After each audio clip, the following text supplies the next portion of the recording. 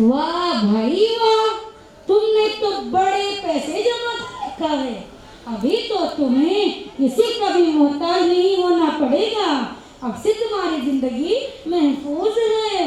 हाँ भाई, अब से मेरी जिंदगी पूरी तरह सिक्योर है। अब तक की जिंदगी मैंने ऐश में गुजारी है, ऐश में, और आगे भी ऐश में ही गुजरेगी। लेकिन मैं तुम्हारे बेटे से परेशान हो गया हूँ। जब कभी मैं उसे उकसाता हूँ तो वो कुरान पढ़ने लगता है या फिर नमाज पढ़ने पर आमादा हो जाता है। हाय मेरा बेटा, मैं भी परेशान हो गई हूँ उससे। कितनी दफा कहा कि दोस्तों में उठो, बैठो, एंजॉय करो, फिल्म देखने जाओ, लेकिन नहीं, हमेशा कुरान की बातें ही करता रहता है। अरे मैं कहती हूँ कि इबादत के वक्त इबादत कर लिया करो, मगर नहीं, हमेशा कुरान व हदीस की बातें ही करता रहता है। मैं तो पक गई हूँ उससे। इसकी बीवी कौन सा इससे कम है? पता नहीं तुमने अपने बेटे की शादी इससे कैसे कर दी। अरे मैंने उसको कितना समझाया कि देख, रुखसाना खूबसूरत भी है और मालदार भी, उससे शादी कर ले, लेकिन नहीं, मेरे बेटे पर तो दीनदार लड़की का भूत सवार था। शादी में तो एक फूटी कौड़ी तक नहीं लाई, और जहाँ देखा चार मर्दों को झट अपने आप को छुपा लिया। ये भी कोई बात हुई क्या? बहू बेटे तुम्हारी बहुत फरमाबरदार तो हैं, लेकिन तुम्हारी बहुत सी वो बातें जो मैं तुम्हारे शरीक करवाना चाहता हूँ बिल्कुल भी नहीं मानते।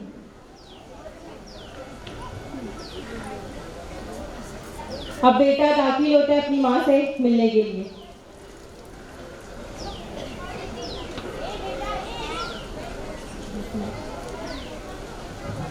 अस्सलामुअलैकुम वरहमतुल्लाहि वबरकातुहू। वालेकुम अस्सलाम वरहमतुल्लाहि वबरकातुहू। अम्मी जान, आपकी तबीयत कैसी है? ठीक ही हूँ। अल्हम्दुलिल्लाह कहा करो, अल्लाह का शुक्र किया करो। अरे बीबी, इससे पूछो जो 1 लाख की बिस्वी डाली थी उसका क्या हुआ? अरे उमर बेटा, बैठो बैठो। तुमने जो बिस्सी के लिए पैसे डाले थे उसका 1 लाख मिल गया क्या? जी हाँ अम्मी, अल्हम्दुलिल्लाह मिल गए। पूछो पूछो, नए फर्नीचर के लिए पूछो। उमर बेटा, मैं क्या सोच रही थी कि उन पैसे से नए फर्नीचर खरीद लेते हैं। वैसे भी ये फर्नीचर तो पुराने फैशन के हो गए हैं। लेकिन अम्मी, घर में जब एक मौजूद है तो दूसरे की क्या जरूरत है? अरे उमर बेटा, तुमने पड़ोसन का फर्नीचर देखा नहीं? कितना अच्छा था। अरे मैंने जब देखा तो मेरी आँख तो खुली की खुली ही रह गई। अरे बेटा, नए जमाने के साथ चलना चाहिए। लेकिन अम्मी, ये तो फजूल खर्ची है, और फजूल खर्ची करने वाला तो शैतान का भाई है। और वैसे भी पैसे तो मैंने खर्च कर दिए। खर्च कर दिए? खर्च कर दिए? पूछो पूछो, कहाँ खर्च कर दिए? खर्च कर दिए? कहाँ खर्च कर दिए बेटा? फीस सबिलिल्लाह कर दी अम्मी हमने। अरे तुम्हारा दिमाग खराब हो गया क्या? सारा का सारा माल खुदा की राह में खर्च कर दिए। वैसे भी हमारे हालात कुछ अच्छे नहीं हैं। सच कीजिए, शैतान की बात में ना आए आप। अरे बेटा, वो सब तो ठीक है, कम से कम रुपये के जहेज के लिए रख लेते। तुम तो जरा भी फिक्र नहीं करते, आगे का कुछ सोचते ही नहीं हो। Well done, I am proud of you. कैसी बातें कर रही हैं अम्मी? मैं रुपया की शादी एक दीनदार लड़की से कराऊंगा जिसमें कोई जायज नहीं, कोई रस्म नहीं। और आप सल्लल्लाहु अलैहि वसल्लम ने इरशाद फरमाया है कि वो शादी का बरकत होती है जिसमें कम खर्च हुआ हो। ये भी कोई फायदे का सौदा है कि सारा का सारा माल अल्लाह की राह में दे दिए। अम्मी, यही तो फायदे का सौदा है। अल्लाह ताला सूरह बकरा में फरमाते हैं कि जो लोग अपना माल अल्लाह की राह में खर्च करते हैं उनके खर्च की मिसाल ऐसी है जैसे कोई एक दाना बोए और उसकी 7 बालें निकले और हर 7 बाले में 100 दाने हो। जरा सोचिए, हुआ ना फायदे का सौदा? अच्छा, अब बस भी करो। अच्छा अम्मी, मैं मस्जिद जा रहा हूं नमाज पढ़ने के लिए। बस आप अल्लाह से दुआ कीजिए कि मैं मोमिन बनकर मोमिन का हक अदा करूं। अस्सलाम वालेकुम। वालेकुम अस्सलाम वरहमतुल्लाहि वबरकातुहू। अब बहू दाखिल होती है सास के कमरे में।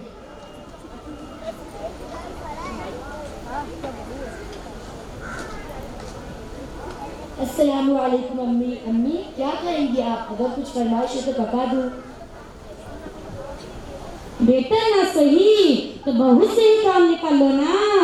अरे फातिमा, उमर ने जो उस दिन 19,000 रुपये दिए थे वो कहाँ गए। मैं सोच रही थी कि उन पैसों से ओवन खरीदती हूँ, आए दिन नए नए पकवान बनाकर खाएंगे और मैं अपनी सहेलियों को दावत भी करूँगी। मैं भी किसी से कम थोड़ी हूँ। अम्मी, अल्लाह पाक रियाकारी यानी दिखावा करने वाले को पसंद नहीं करता। आप अपने मेहमानों को बुलाना चाहती हैं तो मैं उनकी मेहमान नवाजी करूँगी इंशाल्लाह, लेकिन मैं ओवन नहीं खरीद सकती। मैंने वैसे वो पैसे सफिया खाला के बेटे के ऑपरेशन में खर्च कर दिए। बेचारी बहुत परेशान थी अम्मी। इसका भी दिमाग खराब हो गया है। हाय हाय, सारे पैसे किसी गैर को दे दिए। अल्लाह पाक का हुक्म है कि जरूरतमंदों की मदद की जाए। अल्लाह हमको बेहतरीन जज़ाए खैर देगा इंशाल्लाह।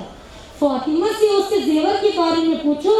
औरतें जेवर के मामले में बहुत सेंसिटिव होती हैं, यहाँ जरूर कामयाबी मिलेगी। अच्छा फातिमा, ये बताओ तुमने अपने जेवर हुमा को क्यों दिए थे? और उमर फारूक के साहब के बेटे के निकाह में भी तुमने अपने जेवर नहीं पहने थे। आखिर जेवर गए कहाँ? अम्मी, मैं बताना तो नहीं चाहती थी, लेकिन आपने पूछ ही लिया है तो बता ही देती हूँ। मैंने अपने जेवरात अल्लाह की राह में दे दिए।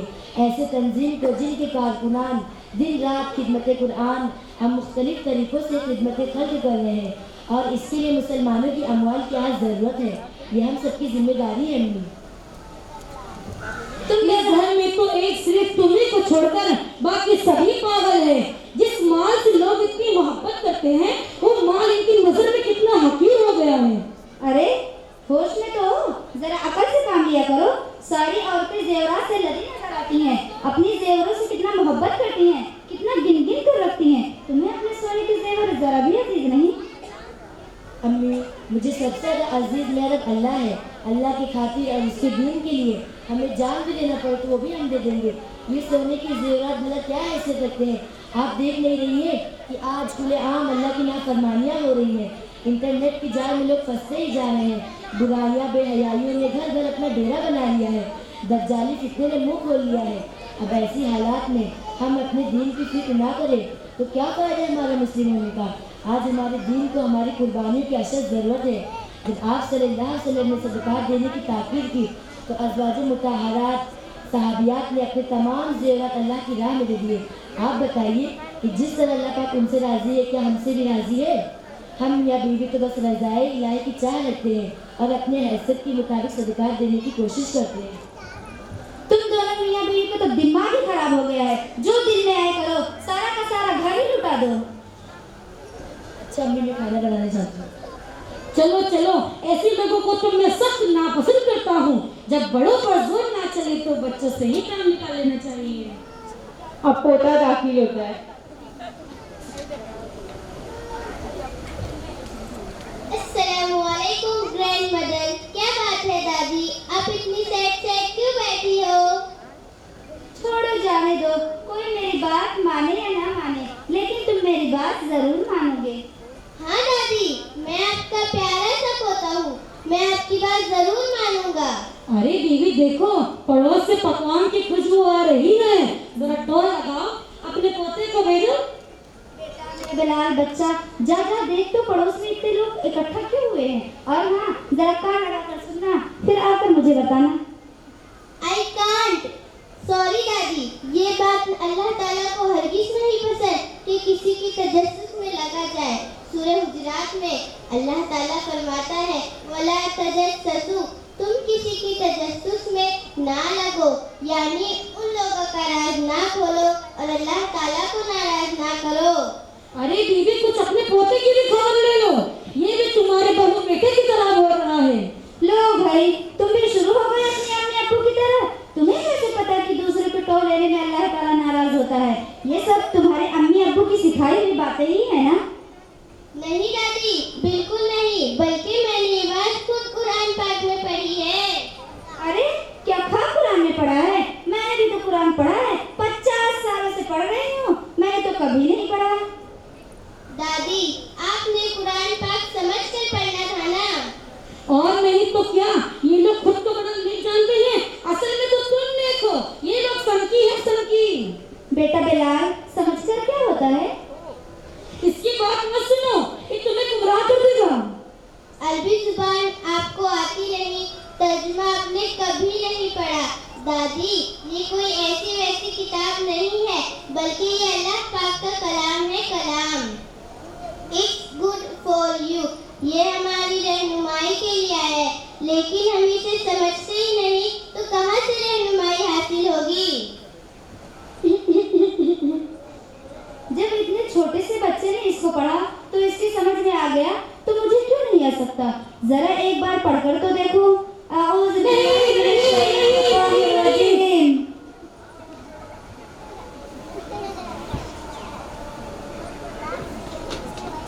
छह दिन के बाद का मंजर। आऊज़ु बिल्लाहि मिनश शैतानिर रजीम। मैं पनाह मांगती हूँ अल्लाह के शैतान मरदूद से। माशाल्लाह माशाल्लाह, क्या बात है। आजकल आप कुरान का तर्जुमा पढ़ते नजर आ रही हैं। हाँ उमर बेटा, बैठो बैठो, मुझे तुमसे कुछ जरूरी बात कर। ये लो 2 लाख रुपए, खुदा की राह में खर्च कर दो ताकि खिदमत खल्क दीन की सरबुलंदी में मेरा कुछ हकीर सा हिस्सा ही हो जाए। अम्मी, ये आप कह रही हैं? हाँ बेटा, ये मैं कह रही हूँ। मैंने खुद कुरान मजीद में पढ़ा है। सूरह हुमज़ा में अल्लाह ताला फरमाता है, अल्लज़ी जमा माल वअद्ददा। तबाही है उस शख्स के लिए जिसने अपने माल को जमा किया और उसे गिन गिन कर रखा। मैंने हमेशा अल्लाह की नाफरमानी की है और अपनी नेक औलाद को हमेशा बुरा और भला कहा है, फिर भी अल्लाह ताला ने मुझे हिदायत दी। मैं कैसे उससे माफ़ी मांगूँ कि मुझे माफ़ कर दे। अम्मी, अल्लाह तौबा करने वाले बंदे को बहुत पसंद करता है। अल्लाह की रहमत से कभी मायूस मत होना। पहले उसका शुक्र अदा करना, फिर उसे मग़फ़िरत की तलब करना।